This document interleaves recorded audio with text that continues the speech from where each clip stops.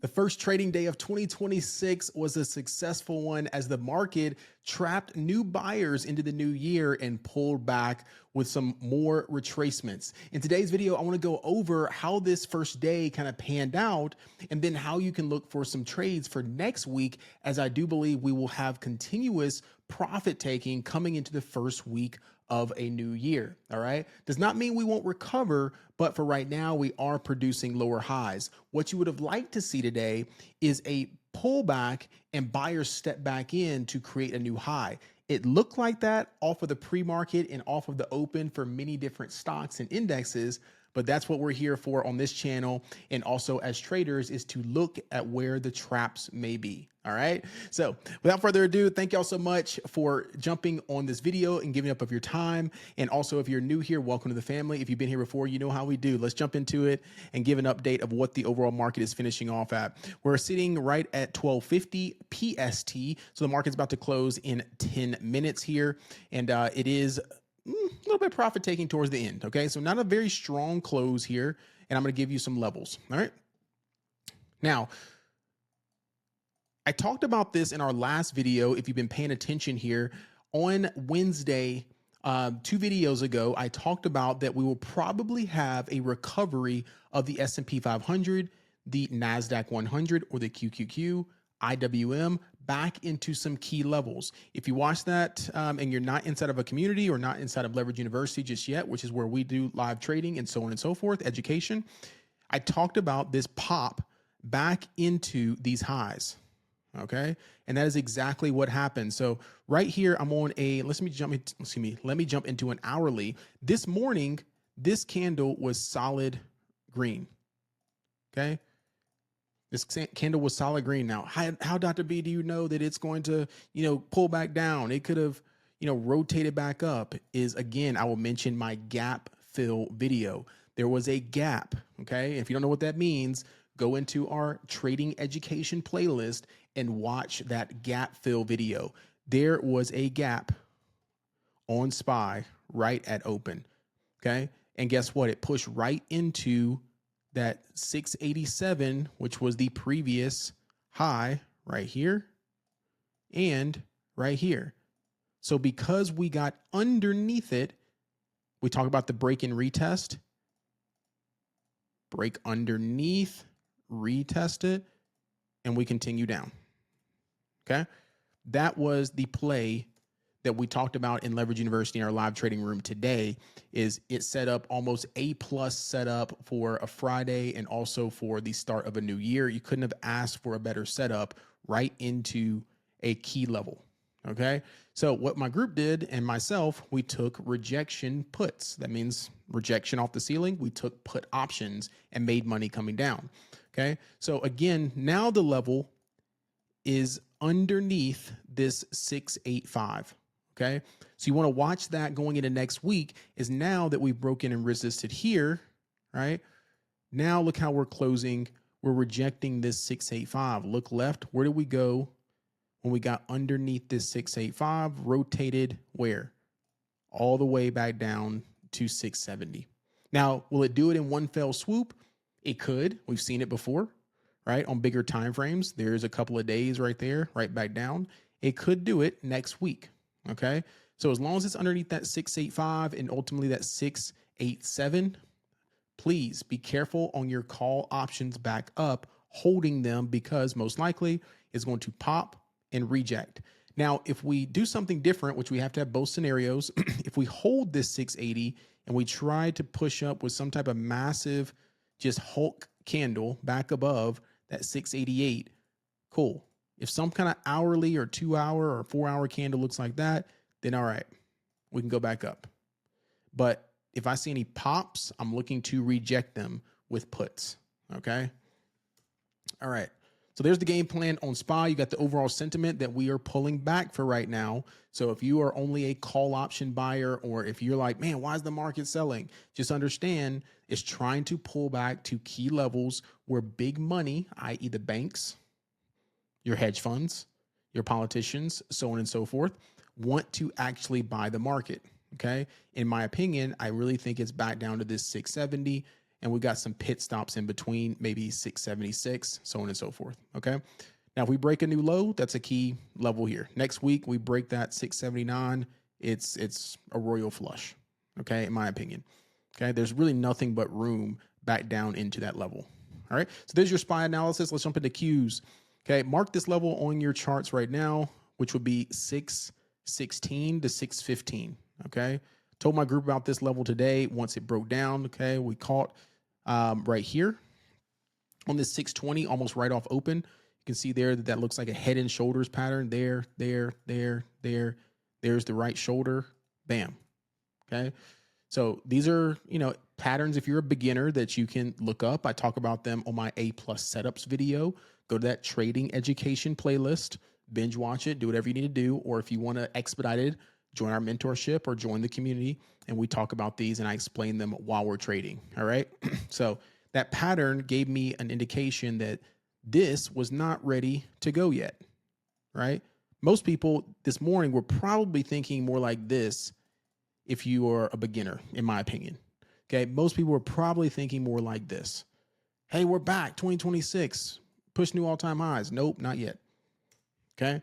So I'm here to give you the realness, hopefully, to show you where and how it's going to get to those levels versus you just getting trapped and wondering what's going on and then you give up. Okay. If you caught any of these, let me know down below. If these videos are helping you, you caught any of these trades, let me know down below in the comments. All right. IWM, same thing.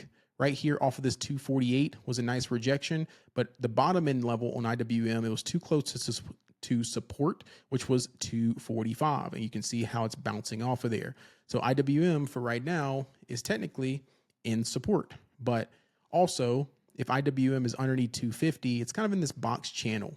Okay. So if you want to mimic that right there, it's in that box channel. So until it gets underneath this 244 level, and it can start trending down to this thin structure and probably go all the way back down to 238, 240. Okay.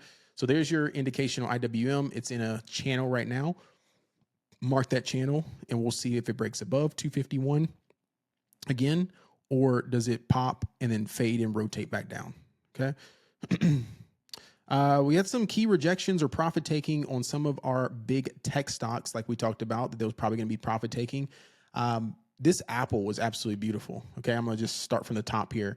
Apple, why'd that reject so hard? I talked about this. There's one of my A+ setups that I like. I did not take it today, but Apple was rejecting these moving averages. Okay, these daily moving averages, it's now underneath. When it gets underneath those daily moving averages, that signals weakness. If it's popping up and then rejecting it back down, it's using those moving averages as resistance. So typically what you'll see is it'll rotate to the support, and it will typically, if we get more weakness, rotate down to the next moving average. Okay. So that means if we're underneath 275, 273, then Apple is probably going to continuously profit take and trend back downwards. All right. Amazon. Now, Amazon is a top pick for 2026, but where we enter is very important because this 235 is an absolute beast. Okay. 235, 235, 235, 235.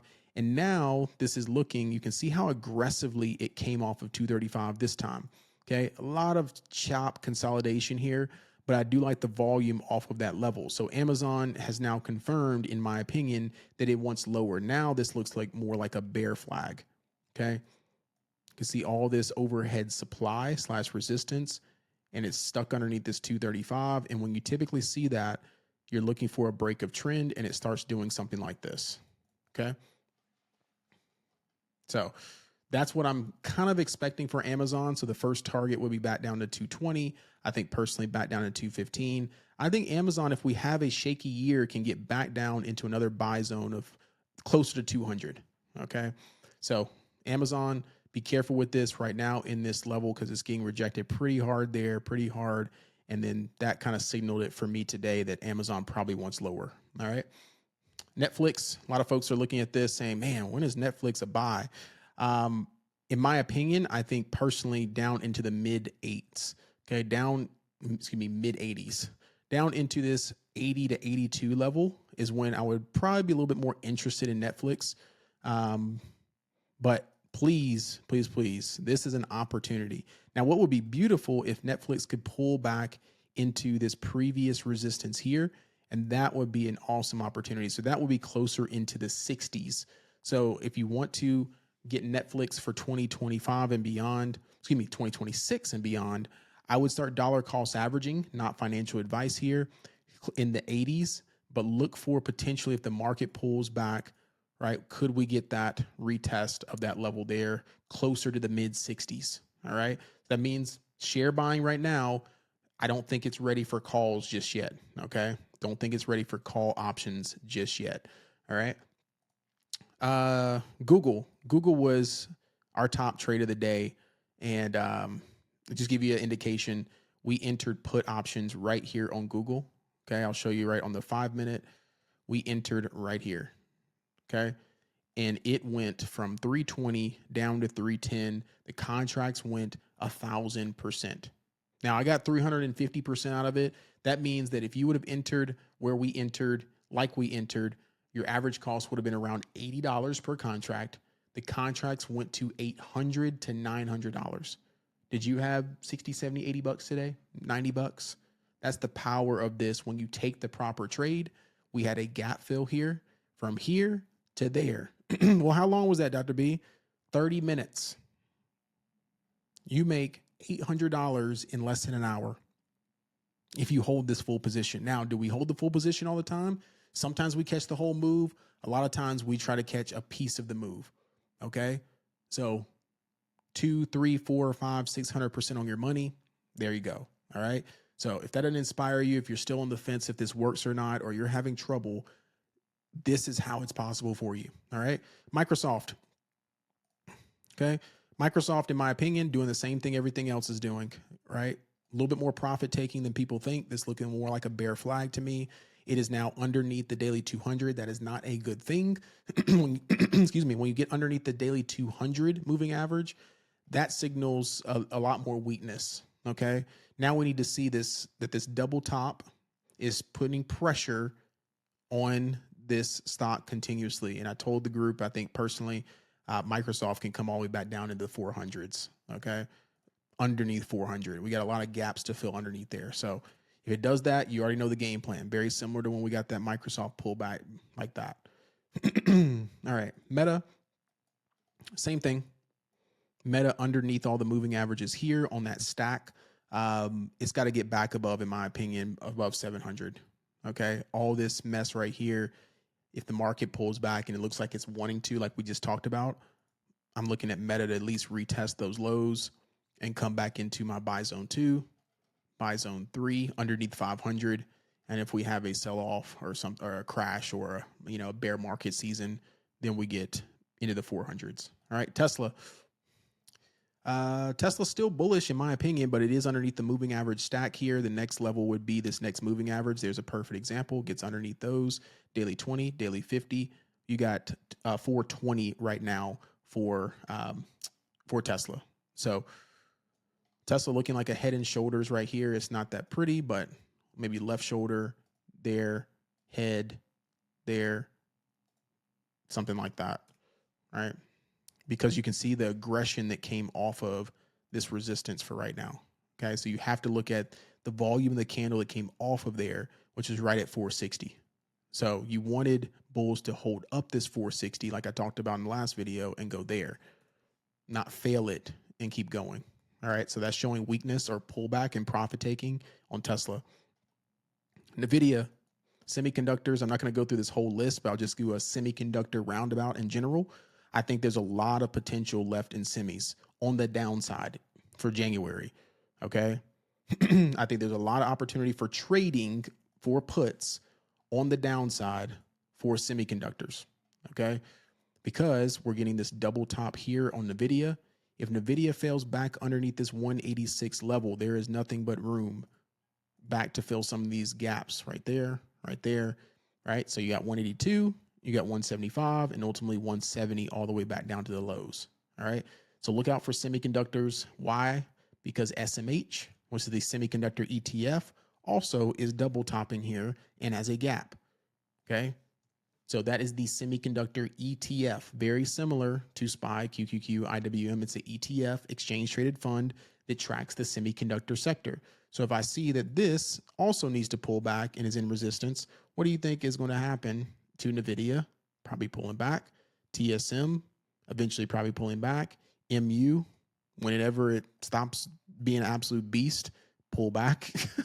And ultimately AMD. So I put NVIDIA and AMD as kind of the top setups right now. Everything else is a little strong. So AMD, I kind of love this double top here on AMD. Right there, right there. It's got a lot of room back down to 215. So it's probably what I'll be looking for next week is, can we find an entry on AMD if underneath this 225 holds and we get something like this? Okay. So I love unfilled gaps to the downside, right? I absolutely love them. Okay. There's TSM, another beautiful one here. You can see there a lot of unfilled gaps to the downside. Okay. If I draw a fib really quick, Fibonacci retracement. Now, the only thing about TSM, it had positive news today. So this is technically support now. Okay. And why is that support? Because it broke above a new high right here, right there. So it broke into a new all-time high. So guess what? It looks very similar to SPY, right? New all-time high break. It pulls back to it, sees if it can hold it. If it can't, then we're going down, right? So need to see if that is a true new all-time high or does it break, look above and fail. Okay. So look at that 312, 313 level as a pullback zone for TSM. Okay. All righty. Hood. I've got Hood as one of my big movers to the upside for 2026. So anywhere in this zone, I'm just kind of waiting on Hood to find a solid support that I can trust. In this zone here is all kind of buyers. All right, it's kind of nasty, but you can see there, bam, bam, and then kind of forming a little bit of a higher low here. And that daily candle is a little bit more bullish. All right. So if Hood can get back above 120, I think we can get some momentum back to the upside. So keep an eye on Hood. I'm just waiting on a confirmed support as it is continuously falling with the overall market. As you can see there, pop, fail, pop, fail, pop, fail. If I can get something like this on Hood, then we can start rotating it back up as people are trying to look for that 200, that 150, and then ultimately something like that over the course of the next year or so. Okay, so keep Hood on your watch for sure, as it may want to do something like this. Okay, and if it breaks out of that, then we got some serious upside. Okay. All right. I think that's my main trading options there that most people are trading. If there's anything else that you want me to cover, put it down in the comments. Maybe I'll cover it in the next video. Shout out to the community here for an awesome first day of trading. As you can see there, there's my NVIDIA put that we got in today. Had to take a little paper cut on it, but then ultimately accidentally held 2 contracts. And then Google, there's that 300+% there. Shout out to my boy Bob, took AMD for puts. My boy Derek right there called it out, but also took some SPY puts, room costs, Tessie puts. Right, so everyone's killing it, as you can see there. Shout out everyone. My boy Billy took Amazon puts for 300+%. So absolutely killing it here. And I understand that most people can trade on their own, and even if you know what you're doing, it does free up mental space when you have a group and a community. So if you feel inclined or on the brink, remember, use code HOLIDAY30. Come in, join us. If not, and you want to stay on the channel, no problem at all. We'd love to have you at any point, but I just want to continuously provide value on this channel. All right. I will see you all on Stock Sermon Sunday. Okay. For those in Leverage University, we're going to do a kickoff call probably tomorrow. All right. So if you're inside of Leverage University or you join, I'm going to do a 2026 kickoff call, just getting everyone prepared for 2026. Any questions that they have, anything that they've been struggling with in 2025 that they need just a little clarification on. maybe how I do live trading. All those things are going to be inside of our Discord. All right. So for paying members that are inside, I'm going to be doing that as a kickoff call. All right. But I still be doing my Stock Sermon Sunday on Sunday. I'll see you all there. Peace, love, and blessings. Until next time, you have a great 2026. Let's be successful this year. Bye.